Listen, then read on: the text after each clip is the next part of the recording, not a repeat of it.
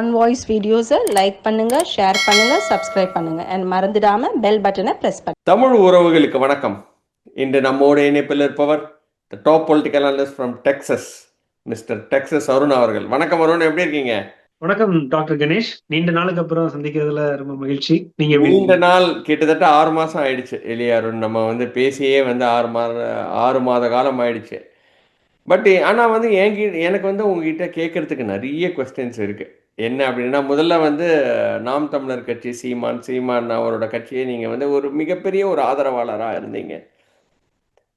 கட்சி இன்னைக்கு பாதியாக போயிடுச்சு. எங்கேயுமே ஒரு ஒரு இடத்துல கூட டெபாசிட் வாங்க முடியல. அவர் நின்ற இடத்துலையே 4வது இடத்துக்கு போயிட்டாரு.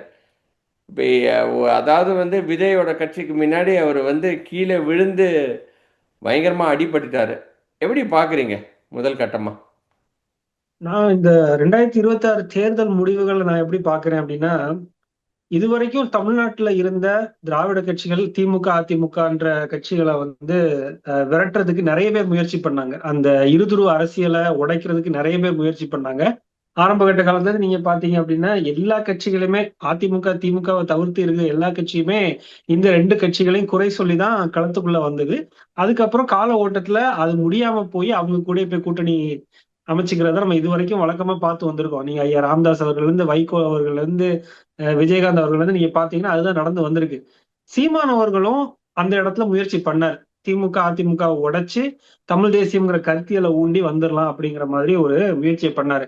ஆனா இவங்களுக்கு யாருக்குமே கைகூடாத ஒரு விஷயம் விஜய் அவர்களுக்கு கைகூடி இருக்கு. இந்த 2026 தேர்தல்ல அவரு இந்த திமுக, அதிமுகன்ற கட்சிய அவர் எவ்வளவு தூரம் அவரு முயற்சி பண்ணி இல்ல அவரோட செல்வாக்கை பயன்படுத்தி உடைக்க முடியுமோ உடைச்சு எடுக்கிறாரு. எலெக்ஷனுக்கு அப்புறம் உடைச்சு எடுத்துக்கிட்டு இருக்காரு. அதான் அதுல முக்கியமா நம்ம கவனிக்க வேண்டிய விஷயம். இவ்வளவு நாள் மக்கள் என்ன எதிர்பார்த்தாங்க? இந்த எலெக்ஷன்ல ஏன் விஜய் அவர்களுக்கு இவ்வளவு பெரிய ஒரு ஆதரவு வந்திருக்கு நான் பாக்குறேன் அப்படின்னா, இது அவர் மட்டும் வேலை செஞ்சு எடுத்தது இல்ல. களத்துல நீங்க பாத்தீங்க அப்படின்னா, அவரு பொலிட்டிக்கல் கிரவுண்டுக்கு போன காலகட்டமே ரொம்ப குறைவான காலகட்டம் தான். ஒரு 2 வருஷம் தான். அதான் அவரோட கொடுக்கல, எஸ்ஓபி இருந்துச்சு. ஸோ அந்த மாதிரி நிறைய பிரச்சனைகளும் இருந்துச்சு இல்லையா? அதையும் நம்ம மறக்க முடியாது. பட் சொல்லுங்க. நிச்சயமா நான் என்ன சொல்ல வரேன் அப்படின்னா, காலம் குறைவா இருந்தாலும் அவரோட வீச்சு பெருசா இருந்துச்சு. அவரோட ரீச் பெருசு, அவரோட இன்ஃபுளுன்ஸ் பெருசுங்கிறதுனால அவர் கொஞ்ச காலத்துல அவர் என்ன சொல்ல நினைச்சாரோ, முக்கியமா டிவிகே வெர்சஸ் டிஎம்கே அப்படிங்கிற நரேட்டிவ் அந்த 2 வருஷத்துல அவரு நல்லா பில்ட் பண்ணி கொண்டு போயிட்டாரு. அதுல இருந்து மக்களுக்கு இதுல இருந்து என்ன நான் பாக்குறேன் அப்படின்னா, இது வரைக்கும் திமுக, அதிமுக மேல வெறுப்பையும் அவங்க மேல இருக்க விமர்சனத்தையும் தொடர்ச்சியா களத்துல வச்சுட்டு ஒரு 15 வருஷமா சீமான் பேசிட்டு இருந்தாரு. நாம் தமிழர் கட்சி அதை எடுத்து வச்சுக்கிட்டு இருந்துச்சு தொடர்ச்சியாக. நீங்க ஊழல் லஞ்சம்னு பார்த்தாலும் சரி, நடந்த ஒவ்வொரு திட்டங்கள்ல இருக்க பிரச்சனைகளை பார்த்தாலும் சரி, மத்திய அரசாங்கத்தோட கைகோர்த்து நிக்கிறத பார்த்தாலும் சரி, எல்லாத்தையுமே மக்கள்கிட்ட வெளிச்சம் போட்டு காட்டுனது 15 வருஷமா சீமான் அவர்களும் நாம் தமிழர் கட்சி தம்பி தங்கைகளும் தான். ஆனா அதை அவங்களால அறுவடை பண்ண முடியல. ஏன்னா மக்கள் சீமான் அவர்களோடையும் விஜய் அவர்கள் மேல நம்பிக்கை வச்சிருக்காங்க அப்படிங்கறத இந்த தேர்தல நமக்கு காமிச்சிருக்காங்க. இதுல நமக்கு எந்த ஒரு அவரு ஒரு பெரிய பிளண்டர் பண்ணிட்டாரு. லாஸ்ட் 6 மாசமா அவர் திமுகவை எதிர்க்கிறதுக்கு பதிலா விஜயையும் தாவேகாவையும் மிகப்பெரிய அளவுல எதிர்த்துட்டு இருந்தாரு. அவர் ஒருவேளை திமுகவை எதிர்த்திருந்தானுன்னா தாவேகாக்கு போற ஓட்டு இன்னைக்கு நிச்சயமா நாம் தமிழருக்கு வந்திருக்கலாம் இல்லையா? அது அந்த இடத்துல அவர் மிஸ் பண்ணிட்டாரோ அப்படின்ற ஒரு தாட் ப்ராசஸ் இருக்கு. நீங்க எப்படி பாக்குறீங்க? இல்ல, அவரு நிச்சயமா என்ன முயற்சி பண்ணாரு அப்படின்னா, விஜய் அவர்கள் கணிசமாக வாக்கு எடுப்பாரு அப்படிங்கறது அவருக்கு முன்கூட்டியே தெரிஞ்சிருக்கும். அதனாலதான் என்ன பண்ணாரு, அவரை எதிர்த்து களத்துல அவரை எதிர்த்து எதுக்கு விமர்சனம் பண்ணாரு நான் பாக்குறேன் அப்படின்னா, திமுக எதிரான வெறுப்ப விமர்சனத்தை சீமான் அவர்கள் வைக்கிறத விட விஜய் வச்சா எடுபடுது அப்படிங்கறது சீமான் அவர்களுக்கு கண்கூடாவே தெரிஞ்சிருக்கும். ஏன்னா எல்லா ஊடகங்களும் சரி, எல்லா சமூக வலைதளங்களும் சரி, அதுதான் விஜய் பேசுற தீய சக்திங்கிறது தான் பெருசா வந்துச்சே தவிர, அதனாலதான் நீங்க பாத்தீங்கன்னா சீமான் அவர்கள் நாம் தமிழர் கட்சி இந்த தேர்தல்ல முழுக்க முழுக்க திமுகவை சாடாம அவங்க வந்தா என்ன பண்ணுவோம் அப்படிங்கறத எல்லா இடத்துலயும் போட்டு காமிச்சாங்க. வீடியோவா போட்டு காமிச்சாங்க. வெளிநாடுகள்ல என்னென்ன திட்டங்கள் செயல்படுத்தப்படுது, ஒவ்வொரு விஷயத்திலையும் அவங்க எடுத்து வச்ச நீர் மேலாண்மையா இருந்தாலும் சரி, விவசாயம் இருந்தாலும் சரி, கல்வியா இருந்தாலும் சரி, மருத்துவம், அதே மாதிரி எலக்ட்ரிசிட்டி விநியோகம், இதெல்லாம் எப்படி பண்ணுவேங்கிறத வெளிநாடுகள்ல என்னென்ன மாதிரி திட்டங்கள் இருக்கு, அந்த திட்டங்களை எப்படி செயல்படுத்த போறேன்னு சொல்லி வீடியோவா போட்டு எல்லா இடத்துலயும் காமிச்சாரு. அதுக்கு முன்னாடி அவர் வந்து விஜய் அவர்கள் அடிச்சது காரணம் என்ன அப்படின்னா, அவரு வந்து இளைஞர்கள் வாக்குல கை வைப்பாரு அப்படிங்கறது இவங்களுக்கு தெளிவா தெரிஞ்சிருக்கும். அப்ப அந்த இடத்துல விஜயை தோல்விச்சு காட்ட வேண்டிய அவசியம் சீமான் அவர்களுக்கு இருந்துச்சு, திமுகவை விடவும். ஏன்னா திமுகவை இந்த வாட்டி பேசுனா அப்படின்னா விஜய் பேசுறதா எடுபடும். சீமான் அவர்களும் நாம் தமிழர் கட்சி எடுத்து வைக்கக்கூடிய விமர்சனம் எடுப்படாதுன்னு அவருக்கு நல்லாவே தெரியும். ஆனா விஜய் அவர்களை பேசினதுனாலதான் இவ்வளவு தூரம் மீடியால அவருக்கு ஒரு ஸ்பேஸே கிடைச்சது. அந்த வெளிச்சத்தை பயன்படுத்தி அவருக்கு இவருக்கு உண்டான நேர்மறையான திட்டங்களை கொண்டு போயிடலாம் அப்படின்னு நினைச்சாரு. அது வந்து கை கொடுக்கலங்கிறதா நம்ம நம்ம பார்வை இந்த வாட்டி. இன்னைக்கு வந்து 8.2%லேருந்து 3.99 அண்டர் 4%க்கு கீழே வந்துட்டாரு. இனிமேல் அவருக்கு வந்து அரசியல்ல ஒரு ஸ்பேஸ் இருக்கு அப்படின்ற மாதிரி நீங்க பாக்குறீங்களா? இன்னும் வந்து ஏன்னா வந்து அண்ணாமலையும் இப்ப கட்சி ஆரம்பிச்சிருக்கிறாரு. இன்னும் யங்ஸ்டர்ஸ் வந்து பிரிஞ்சு போகிறதுக்கு தான் நிறைய வாய்ப்புகள் இருக்கு. அப்படி இருக்கிற பட்சத்துல அவரோட ஸ்பேஸ் மினிமைஸ் ஆகிட்டே போயிட்டே இருக்கே. அவர் வந்து 3.9 இன்னும் கம்மியாக தான் வாய்ப்புகள் நிறைய இருக்கு அப்படின்ற மாதிரி பேசப்படுது. நீங்க எப்படி பாக்குறீங்க? இல்ல, நான் வந்து எதுக்காக வெயிட் பண்ணிட்டு இருந்தேன் அப்படின்னா, இந்த தேர்தல் முடிவுக்கு அப்புறம் சீமான் அவர்கள் முதல் மேடையில என்ன பேச போறாரு அப்படிங்கறத நான் உற்று கவனிச்சு பார்த்துட்டு இருந்தேன். அவர் இது வரைக்கும் அந்த தேர்தல் முடிஞ்சதுல இருந்து 2 இடத்துல பேசிட்டாரு. ம் 2 இடத்துல, ஒண்ணு அந்த மே 18 அந்த இன எழுச்சி இனப்படுகொலை சம்பந்தமா அந்த கூட்டத்துல பேசினாரு. அது போக நேத்துக்கு வந்து பேசியிருக்காரு. இந்த 2 இதுல என்ன பேசுறாருன்னு நான் பாக்குறேன் அப்படின்னா, அவர் காங்கிரஸ சாடுறாரு. ம் காங்கிரஸ் சாடுறாரு. காங்கிரஸ் சாடுறது மூலமா விஜய் விமர்சிக்கிறாரு. விஜய வந்து எப்படி அந்த தமிழின விரோத ஒரு கட்சியை காங்கிரஸ் முன்னிறுத்தி அதுக்கு கூட கூட்டணி வச்சிருக்கக்கூடிய விஜய வந்து விமர்சிக்கிறாரு. விஜய் அவர் டைரக்டா விமர்சிக்கிறதுக்கு இந்த இடத்துல கடுமையா விமர்சிக்க ஆரம்பிக்கல. அவர் ஏன் இந்த ஸ்டாண்ட் எடுக்கிறாரு நீங்க பாத்தீங்கன்னா உங்களுக்கு தெளிவா இந்த இடத்துல தெரியுது. திமுக மேல ஒரு சாஃப்ட் கார்னர் எடுக்கிறாரு. அது ஏன் அப்படின்னு நான் பாக்குறேன் அப்படின்னா, திமுக இப்ப தோத்த கட்சி ஆயிருச்சு. ம் அதே மாதிரி விஜய் வந்து ஜெயிச்ச கட்சியா இருக்காரு. அவர் உருகிறது எல்லாமே அதிமுக வந்து உருகிறாரு. ம் ஒவ்வொரு தொண்டர்களையும் சரி, அதிமுக இனிமே ஜெயிக்காது. ஏன்னா அதிமுக எப்பேற்பட்ட கட்சினா ஒரு தனி மனித அபிமானத்துல கொண்ட கட்சி.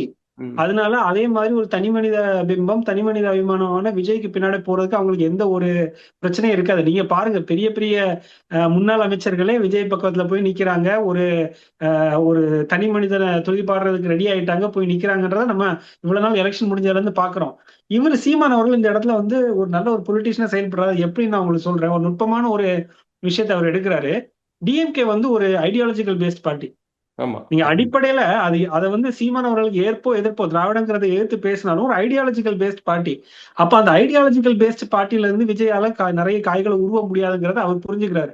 அதே மாதிரி இன்னொரு விஷயத்தையும் அவருக்கு சந்தோஷம் அளிக்கக்கூடிய இன்னொரு விஷயம் என்ன அப்படின்னா, திமுக அதிமுகன்ற கட்சி அந்த இருதுருவ அரசியலை உடைக்கணும் அப்படின்னு சீமான் முயற்சி பண்ணாரு. அதை இப்போ விஜய் உடைச்சு கொடுத்துட்டாரு. ம் சரியா, உடைச்சு கொடுக்கும்போது அந்த இடத்துல எப்படி இனி அரசியல் மாறுது அப்படிங்கிறத சீமான் அவர்கள் உணர்றாரு. எப்படி மாறுது அப்படின்னா, அதிமுக இடத்த விஜய் ரீப்ளேஸ் பண்றாரு. ஆனா திமுக இடத்தை இனிமே ரீப்ளேஸ் பண்றதுக்கு கட்சி இல்ல, ஒரு ஐடியாலஜிக்கல் பேஸ் பார்ட்டி இல்ல. அந்த இடத்தை கைப்பற்ற முடியுமான்னு நோக்கிதான் சீமான் அவர்கள் போறாரு. அதனாலதான் இனிமே திமுக எதிர்ப்பு அதிகம் பேச மாட்டாரு. தாவேகா எதிர்ப்பு, காங்கிரஸ் எதிர்ப்பு தான் அதிகம் பேசுவார். அதுக்கு காரணம் என்ன அப்படின்னா, ஐடியாலஜிக்கல் பேஸ்ட் பார்ட்டியை ரீப்ளேஸ் பண்றதுக்கு இன்னொரு ஐடியாலஜிக்கல் பேஸ்ட் பார்ட்டியால தான் முடியும். ம் இப்ப ஒரு தனி மனித பிம்பம் எம்ஜிஆர் அவர்களால் உருவாக்கப்பட்ட அதிமுகவை ரீப்ளேஸ் பண்றதுக்கு விஜய்ங்கிற ஒரு தனி மனித பிம்பம் வந்துடுச்சு. ம் ஆனா இன்னுமே அந்த தமிழ் தேசிய கொள்கை, நீங்க அடிப்படையில திமுக பாத்தீங்கன்னா தமிழ் தேசியம் பேசி வளர்ந்த கட்சி தான். ஆமா ம் உங்களுக்கு அந்த நீதி காலத்துல உங்களுக்கு கட்சியிலேருந்து தெரியும். எல்லா இடத்துலயுமே ஆமா ம் ஆமா, உங்களுக்கு ஈழ பிரச்சனை அப்போ பேசினாங்க. அதே மாதிரி தமிழர் உரிமை பேசினாங்க, மாநில உரிமை பேசினாங்க, சுயமரியாதை பேசினாங்க. இது எல்லாமே தமிழ்நாட்டுல தமிழர்களால உருவாக்கப்பட்ட கட்சி தான். ஆனா வந்து அந்த திராவிடம்ங்கிற ஒரு பிளாங்கெட்டான ஒரு அரசியலுக்குள்ள அவங்க பண்ணிக்கிட்டு இருந்தாங்க. அப்ப அந்த இடத்துல இப்ப சாஃப்ட் கார்னர் எடுக்கிறது மூலமா என்ன பண்றாரு, இனிமே சீமான் அவர்கள் ஒரு முடிவு எடுக்கிறாரு. திமுக அதிமுக நோக்கி மக்கள் இனிமே போக மாட்டாங்க, புதுசா ஒரு கட்சி நோக்கி தான் போவாங்க. இப்ப தாவேக்கா மேல வச்ச நம்பிக்கைன்னா, அப்ப தாவேக்கா மேல நம்பிக்கை இழக்கும் போது எந்த இடத்துல வாக்கு போட போறாங்க அப்படிங்கறத அவர் பாக்குறாரு. அப்ப அந்த ஸ்பேஸ கேப்சர் பண்ணுங்கிறதுக்காகத்தான் சீமான் அவர்கள் டிஎம்கே மேல சாஃப்ட் ஸ்டாண்ட் எடுக்கிறாரு. டிவிகே மேல காட்டமான ஒரு டிவிகே பிளஸ் காங்கிரஸ் மேல அந்த காட்டமான அந்த ஸ்டாண்ட் எடுக்கிறாரு. அந்த ஸ்ட்ராட்டஜி ஒர்க் அவுட் ஆகும் அப்படின்னு நீங்க நினைக்கிறீங்களா? ஏன்னா வந்து இன்னைக்கு வந்து விஜய் வந்து அதிமுகவை ரீப்ளேஸ் பண்றாரு.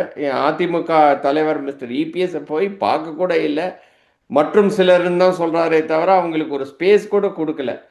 ஆனா இங்க வந்து சீமான் வந்து விஜயை எதிர்க்கிறது பதிலாக டிஎம்கேவை எதிர்த்தா தானே உங்களுக்கு வந்து அவங்கள நீங்க வந்து ரீப்ளேஸ் பண்ண முடியும். அப்படி ரீப்ளேஸ் பண்றதுக்கு டைரக்டா நீங்க அட்டாக் பண்ணணும் இல்லையா? இல்ல நீங்க இனிமே டிஎம்கே வந்து ஒரு விமர்சனம் பண்ணி பிரயோஜனம் கிடையாது. அவங்க தோத்த கட்சி. இல்ல விஜயும் அட்டாக் பண்ணணும், டிஎம்கேவையும் அட்டாக் பண்ணணுமே. டிஎம்கேவை அட்டாக்கே பண்ண மாட்டேங்கிறாரு. அது எலெக்ஷனுக்கு முன்பும் சரி பின்பும் சரி அந்த ஸ்பேஸ் அவங்களுக்கு ஏதோ ஒன்று கொடுத்துக்கிட்டே இருக்கிறாரு. ஒரு ஒரு என்ன சொல்றது, ஓரத்தில் ஒரு ஒரு ஆசை இருக்கிற மாதிரி, ஒருவேளை ஒரு கூட்டணி சேருவாங்களோ அப்படின்ற ஒரு ஒரு அதாவது வந்து அதுக்கு ஒரு என்ன ஒரு ஸ்பேஸ் கொடுக்குற மாதிரி தானே இருக்கு. இல்ல நீங்க கொஞ்சம் சிந்திச்சு பாத்தீங்க அப்படின்னா திமுகவை எதிர்த்து வந்தாரு. அது அவருக்கு பெரிய அளவுல பலன் கொடுக்கல. ம் அவர் எப்ப ரஜினியை எதிர்த்தாரோ அப்ப அவருக்கு பலன் வந்துருச்சு. எப்போ கமலஹாசன் எதிர்த்தாரோ அப்ப பலன் வந்துருச்சு. எப்ப திமுகவை எதிர்த்தாரோ அப்போ அவருக்கு அந்த அளவுக்கு பலன் வரல. ம் உங்களுக்கு அதை அவர் புரிஞ்சுக்கிறாரு. ஏன்னா திமுகவை எதிர்க்கும் போதே அவர் மைனாரிட்டி வாக்கு வந்துரும், இல்ல வந்து கிறிஸ்துவ இஸ்லாமியர்கள் வாக்கு போட்டுருவாங்க. அதே மாதிரி திமுக வந்து தொடர்ச்சியா தலித்துகளுக்கு வந்து பிரச்சனை அவங்க ஆட்சியில் நடந்துட்டு இருக்கு, அவங்க பறையர்கள் வாக்கு தேவேந்திர குல வேளாளர்கள் வாக்கெல்லாம் வந்துரும் அப்படிங்கிற மாதிரி ஒரு அரசியலை அங்கங்க எடுத்து பண்ணாரு. இத்தனைக்கும் பிராமண கடப்பாறைன்னு எடுத்து திராவிட கோட்டை ஒழிக்க போறேன்னு சொல்லி அதெல்லாம் டைரக்டா திமுக மேல வச்ச அட்டாக் தானே. ம் இதெல்லாம் செஞ்சாருல்ல அவரு. பிராமண கடப்பாறையை எடுத்து தாவேக்கா உடைக்க போறேன்னா சொன்னாரு இல்லையே, திராவிடத்தை அடிக்க போறோம் தானே சொன்னார். அது எவ்வளவு பெரிய ஒரு சர்ச்சையாச்சு. இது நீங்க டைரக்டா திமுக மேல வச்ச அட்டாக் தானே. இது எலெக்ஷனுக்கு முன்னாடி நடந்தது தானே. அது அவருக்கு பலன் கொடுக்கலன்னு அவருக்கு தெரிய வந்துருச்சு. அது யாருக்கு பலன் கொடுத்திருக்கு அப்படின்னா விஜய்க்கு பலன் கொடுத்திருக்கு. இந்த இடத்துல என்ன பார்த்திருக்காங்க மக்கள் அப்படின்னா அந்த தலைமைக்கு உண்டான நம்பிக்கையை யார் மேல வைக்கலாம். திமுக அதிமுக இப்ப எப்படி பார்த்திருக்காங்க, கட்சியா பார்க்கல அவங்க, தலைமையை தான் பார்த்திருக்காங்க இந்த வாட்டி. நீங்க ஸ்டாலின் அவர்களை தோக்கடிச்சிருக்காங்க. கட்சின்னு பார்த்தா ஸ்டாலின் தோத்துருப்பாரா? தோத்துருக்க மாட்டாரு. அந்த தலைமை, அந்த அந்த ஒரு ஒரு பின்பம், ஒரு ஒரு லீடர்ஷிப் கெப்பாசிட்டி ஒரு ஸ்டாலின் அவர்களை பாக்குறாரு. நீங்க இவ்வளவு தூரம் குடும்பத்தை முன்னிறுத்தி கொண்டு வந்துட்டீங்க. அதே மாதிரி இவ்வளவு தூரம் உங்க ஆட்சியில ஊழல் லஞ்சம், ஒவ்வொரு பெண்கள் பாதுகாப்புங்கிறது ரொம்ப மோசமா அந்த ஆட்சியில வந்து இருந்தது அப்படின்ற எல்லா எதிர்க்கட்சிகளும் வெளிச்சம் போட்டு காமிச்சாங்க. அப்ப அந்த அளவுக்கு ஒரு பிரச்சனை நடந்துட்டு இருக்கும்போது அந்த தலைவர் மேல நம்பிக்கை இழக்கிறாங்க மக்கள். அதனாலதான் அவரே தோக்கடிக்கிறாங்க.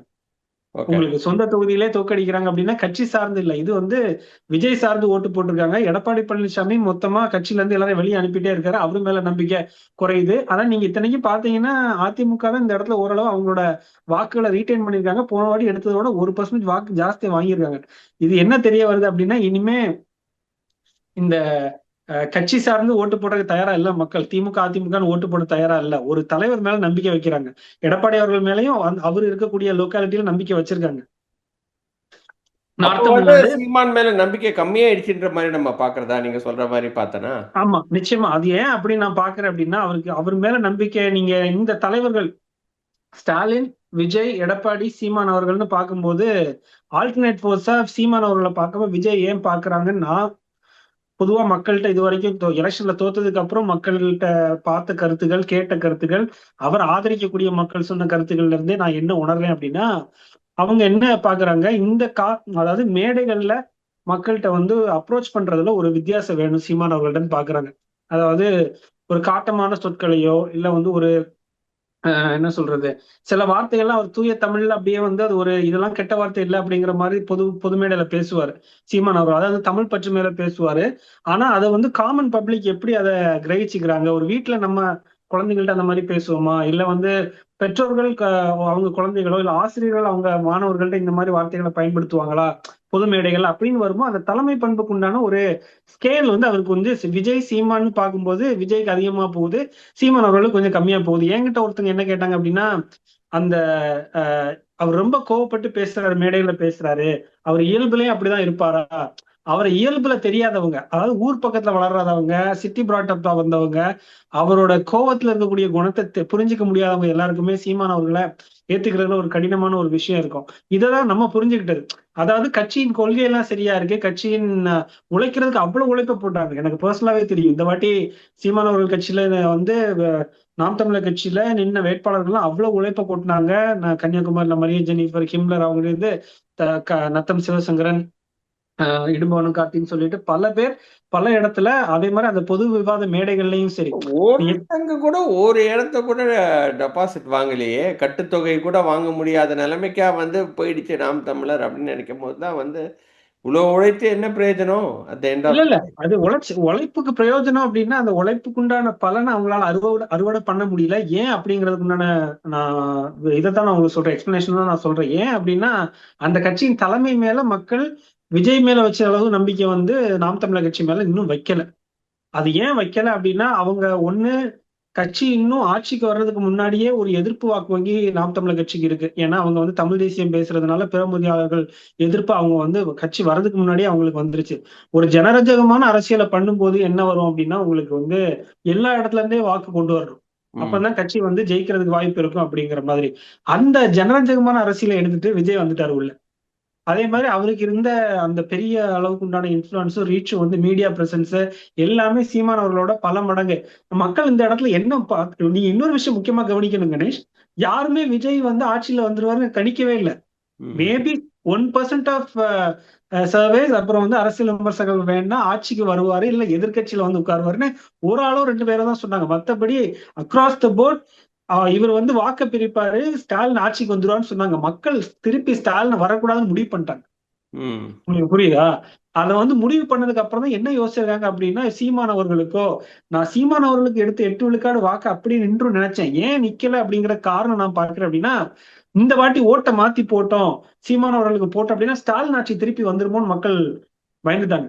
ம். உங்களுக்கு. ஏன்னா ஸ்டாலின் வரக்கூடாதுன்னு நினைச்சுட்டாங்க. திமுக ஆட்சி திருப்பி வரக்கூடாதுன்னு மக்கள் முடிவெடுத்ததுக்கு அப்புறம் தான், ஆல்டர்னேட்டா அதிமுக ரொம்ப வீக்கா இருக்கு. அவங்களுக்கு போட்டாலும் வாக்கு பிரிஞ்சு திருப்பியும் திமுக தான் வரும். அப்ப திமுக வராம இருக்கிறதுக்கு யாருக்கு போட்டா சரியா இருக்கும் அப்படின்னு தான் விஜய்க்கு மொத்தமா போட்டிருக்காங்கன்றத நம்மளோட பார்வை.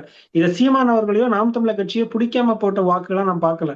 திமுக வந்துரவே கூடாது. மொத்தமா ஒரு இடத்துல போய் வாக்கு கன்சாலிடேட் ஆகணும். பிரிஞ்சிடக்கூடாதுன்னு அப்படியே தாவேக்காவுக்கு போட்ட வாக்குகளா தான் நான் பார்க்கிறேன். ஆனா நிச்சயமாக சீமான் அவர்கள் வந்து கட்சிய ரீவேம்ப் பண்ணணும். அவரு வந்து சொல்லியிருக்காரு இந்த மாதிரி 2.0 வெர்ஷன் வரும். நாம் தமிழர் கட்சி. அதுக்காக தான் அந்த இப்ப வந்து திமுகவை சாடாம விஜய வந்து இனிமே கொஞ்சம் டைம் கொடுத்து விமர்சனம் பண்ணி முழுக்க முழுக்க தாவேக்கா விமர்சனத்துல தான் அவர் வருவாருங்கிறது நம்மளோட பார்வை. வாக்கின் அடிப்படையில இன்னைக்கு பாதி ஆயிட்டாங்க நாம் தமிழர்.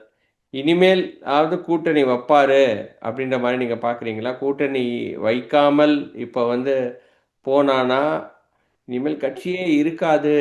இனிமேல் வந்து அது வந்து ஒரு இயக்கமா தான் இருக்கும் அப்படின்ற மாரி சொல்றாங்க. நீங்க எப்படி பார்க்குறீங்க? ஒரு வாய்ப்புகள் இருக்கா? ஒரு இல்ல கூட்டணிக்கு? நாம் தமிழர் கட்சி பொறுத்த வரைக்கும் நம்ம எப்படி பார்க்கிறோம் அப்படின்னா, அவங்க கொள்கை பிடிப்புள்ள கட்சி.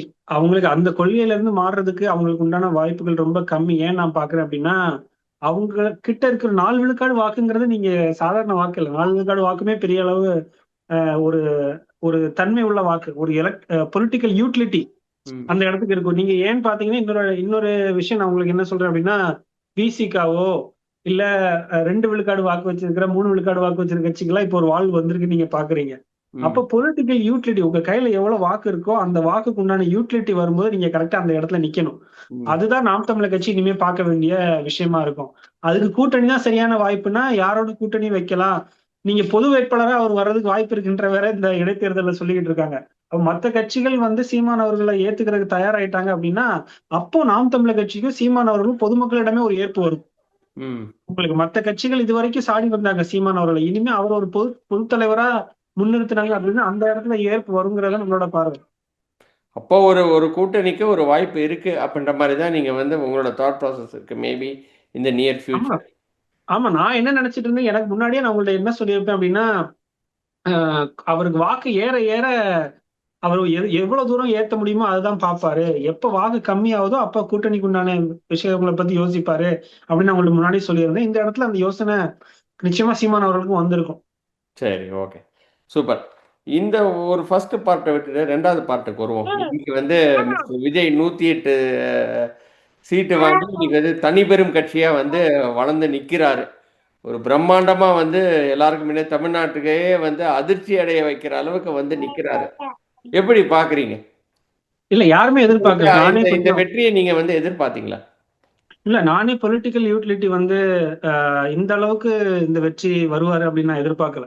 ம். விஜய் வருவாருன்னு எதிர்பார்க்கல. நான் அதுக்குண்டான காரணத்தை நான் பின்ன எலெக்ஷனுக்கு அப்புறம் யோசிக்கும் போது நான் என்ன பார்க்கிறேன் அப்படின்னா, திமுக வந்துடவே கூடாது அப்படிங்கிற கட்டத்துல தான் விஜய்க்கு வாக்களிச்சிருக்காங்கன்றது நம்மளோட பார்வை. அதனாலதான் ம். யார் என்னன்னு தெரியாமலேயே இந்த அளவுக்கு கேண்டிடேட்ஸ் யாருன்னு பார்க்காமலே ஓட்டு போட்டிருக்காங்க அப்படின்னா அதான் காரணம் நான் பார்க்கிறேன். திமுக வரக்கூடாதுன்னு முடிவு எடுத்துட்டாங்க. எந்த பக்கம் போட்டா அது அந்த நோக்கம் நிறைவேறும்னு மக்கள் பார்த்ததுனால விஜயாவுக்கு வாக்கு போட்டிருக்காங்கன்னு நம்மளோட பார்வை. கவர்ச்சி அரசியல்னு வந்து இன்னைக்கு திமுக சொல்றாங்களே. இது வந்து கவர்ச்சி அரசியல் தானா? கவர்ச்சினால தான் வெற்றி பெற்றுட்டாரு. அதாவது வந்து இந்த வெற்றி வந்து நிரந்தரமா இருக்காது, சீக்கிரமாவே இன்னொரு எலெக்ஷன் வந்துரும். பொது தேர்தல்னு சொல்றாங்க. இந்த பொது தேர்தல் வரதுக்கு வாய்ப்புகள் இருக்குன்னு நீங்க மாரி பார்க்குறீங்களா 2029ல? இல்ல விஜய் அந்த அளவுக்கு ரிஸ்க் எடுப்பாரு. நீங்க வந்து அந்த கவர்ச்சி கவர்ச்சியின் அடிப்படையில மட்டும் போட்டதை நான் பார்க்கல. ம். அந்த மாதிரி பார்க்கல. அவங்க வந்து ஒரு மாற்றம் வேணுங்கிற அடிப்படையில தான் போட்டிருக்காங்க. அந்த மாற்றத்துக்கு யார் மேல நம்பிக்கை வைக்கிறாங்கன்னா, விஜய் மேல அதிகமா நம்பிக்கை வச்சிருக்க மாதிரி நம்மளோட பார்வையா இருக்கு. ஓகே. சூப்பர். அதே மாரி வந்து விஜயோட 1 மாத அரசியல நீங்க எப்படி பார்க்குறீங்க? 1 மாத கவர்னன்ஸ நீங்க எப்படி பார்க்குறீங்க? நெறைய தவறுகள் இருக்கிறதாவும் சொல்றாங்க. இன்னைக்கு எலக்ட்ரிசிட்டி பிரச்சனை இருக்கு, அந்த பிரச்சனைகள் இருக்கு. நெறைய பிரச்சனைகள சொல்றாங்க. பட் ஓவராலா நீங்க வந்து எப்படி பார்க்குறீங்க உங்க கண்ணோட்டத்துல? First 1 month. இல்ல நம்ம வந்து இது வந்து ரொம்ப டூ ஒண்ணும் சூன். ப்ராமிசஸும் பண்ணல அப்படின்ற மாரியும் பேசுறாங்க இல்லையா? ஏன்னா வந்து பயிர் கடன் நம்ம நம்ம நம்ம ஊர்ல எல்லாருமே வந்து எல்லாரும் என்ன எதிர்பார்த்தாங்க? பயிர் கடன் எல்லாத்தையும் வந்து அவரு ப்ராமிஸ் பண்ண மாதிரி ஃபுல்லா கம்ப்ளீட்டா எராடிகேட் பண்ணுவாரு அப்படின்ற மாரி தான் நெனைச்சாங்க. இல்ல நான் என்ன பாக்குறேன்னா, இந்த அளவுக்கு சீக்கிரமாவே அவர் மேல கடுமையான விமர்சனங்கள், அதாவது அட்மினிஸ்ட்ரேட்டிவ் ரீதியா விமர்சனங்கள் வைக்கிறது வந்து நான் சரின்னு பார்க்கல. சரி. ஏன்னா அவரு நிறைய ப்ராமிசஸ் கொடுத்திருக்காரு. ஆனா என்னென்ன பண்ண முடியும் அப்படிங்கறத அனலைஸ் பண்றதுக்கே அவங்களுக்கு கொஞ்சம் டைம் ஆயிரும். ம். இது வந்து என்ன உடனே அந்த பியூரோக்ராட்ஸ் கூட எல்லாம் பேசி ஒரு முடிவு எடுக்கணும்னா அதோட ப்ரோஸ் அண்ட் கான்ஸ் அவங்க வந்து அசஸ் பண்றதுக்கே கொஞ்சம் டைம் ஆகும். இதெல்லாம் பெரிய திட்டங்கள். பட்ஜெட் வரும்போது அவங்க என்னென்ன விஷயங்களை பண்றாங்கன்னு நம்ம பார்க்க முடியும். அதுக்கு நம்ம நிச்சயமா டைம் கொடுத்து தான் பேசணும். இப்ப கூட சீமான் அவர்கள் விஜய் மேல வைக்கிற விமர்சனங்கள் அந்த அளவுக்கு மக்கள்கிட்ட எடுபடும் நான் பார்க்கல. எதிர்க்கட்சிகள் வைக்கக்கூடிய விமர்சனங்களும் எடுபடும் நான் பார்க்கல. ரைட். லாஸ்ட் இன்னும் டைம் கொடுக்கணும். And final question. இப்போ 5 கான்ஸ்டிட்யூன்சி எலெக்ஷன் வரப்போகுது, இன்க்ளூடிங் திருச்சி. அந்த 5 கான்ஸ்டிட்யூன்சில எவ்வளோ ஜெயிப்பார் விஜய் அப்படின்னு நீங்க நினைக்கிறீங்க? ஏன்னா 4மே வந்து அதிமுக ஜெயிச்சது, 1 வந்து விஜய் ஜெயிச்சது. இல்ல மக்கள் விஜய்க்கு பெரும்பான்மை கொடுக்கணும், கொடுத்தா நல்லா இருக்கும் அப்படின்னு தான் ஒரு முடிவு எடுப்பாங்கன்றது நம்மளோட பார்வை. இடைத்தேர்தல்ல ஆளுங்கட்சி இந்த வாட்டி கொடுத்திருக்கோம். அவருக்கு வந்து கொஞ்சம் இன்னும் பெரும்பான்மை கொடுத்தா ஆட்சியை கரெக்டா பண்ண முடியும், அவருக்கு சிக்கல் எல்லாம் போகுன்ற முடிவை தான் மக்கள் எடுப்பாங்கன்றது நம்மளோட பார்வையா இருக்கு. நிச்சயமா வந்து அப்போ வந்து அவர் வந்து ஃபுல் மெஜாரிட்டி வந்துருவாரு அப்படின்ற மாதிரி தான் நீங்க பாக்குறீங்க இல்லையா? ஆமா, அப்படி இதுதான் கொடுத்து வாய்ப்புகள் மக்கள். ஜாஸ்தியா இருக்கு. ஆமா, அந்த அவருக்கு இருக்கக்கூடிய பிரச்சனைகளை வந்து மத்த கட்சிகள் கொடுக்காம அவரால தனிப்பெரும்பான்மையில ஆட்சி நடத்தினா சரியா நடத்த முடியும் அப்படிங்கிற ஒரு இடத்துக்கு கொடுத்துருவோம். ஏன்னா மக்களுக்கே வந்து விஜய் இந்த அளவுக்கு வந்திருப்பாருங்கிற எண்ணம் இருந்திருக்காது. ஏதோ வருவாரு அப்படின்னு நினைச்சு மொத்தமா போட்டிருப்பாங்க. எல்லாரும் சொல்லுவாங்கல்ல, ஒரு ஓட்டுல என்ன ஆயிர போகுதுன்னு சொல்லி போய் போட்டிருப்பாங்க. ஆனா மொத்தமா இவ்வளவு ஓட்டு விழுந்துருச்சு, ஒரு பெரிய சக்தியா வந்துட்டான்னு தெரியும் போது இனிமே மக்கள் அவர் மேல இன்னும் அதிகமா நம்பிக்கை வைக்கிறது தான் வாய்ப்பு இருக்குன்னு நான் பாக்குறேன். நிச்சயமா. ரொம்ப ரொம்ப நன்றி. நம்மளோட கொஸ்டின்ஸ் எல்லாம் ஆன்சர் பண்ணதுக்கு. வீடியோவில் சந்திக்கிறேன் அருண். அதுவரை நன்றி. வணக்கம் கணேஷ், நன்றி.